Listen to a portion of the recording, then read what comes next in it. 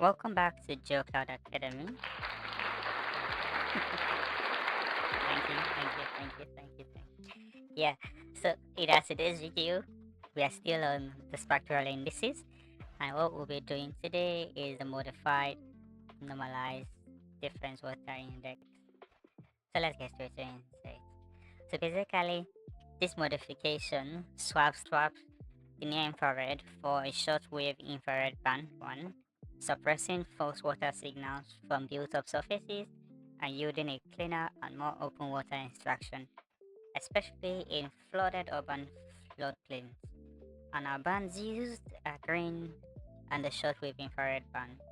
Formula is green minus shortwave infrared band 1 divided by green plus shortwave infrared 1. So let's get straight into it. So we'll be using a Landsat 8, so that will be band 3 and band 6 we'll be working with. So I'll open my Raster Calculator, remembering band 3 and band 6. Band 3 minus band 6, bracket close, divided by bracket open, band 3 plus band 6, sorry, band 6, bracket close. So presently presently I have an MNDWI, so I'm running for the modified. So let's see what the results will come out like. So here we have our modified.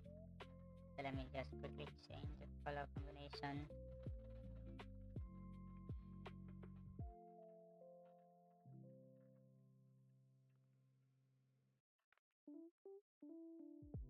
Okay, that didn't come up.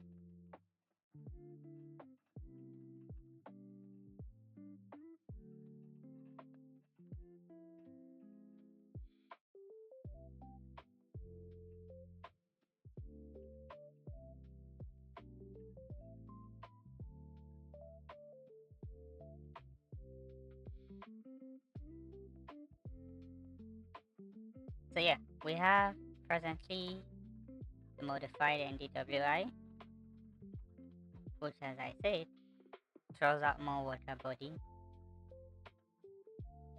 than the NDWI we had run earlier. So you can actually see the clarity in the difference between what we did earlier. So here is what we have in NDWI, and here's what we have as the modified water index. I hope with this short video we've been able to answer your question and you've been able to tackle whatever analysis you've been running. Please don't forget to like, share, and subscribe. It does a lot. Happy mapping, and see you in the next one. Cheers all.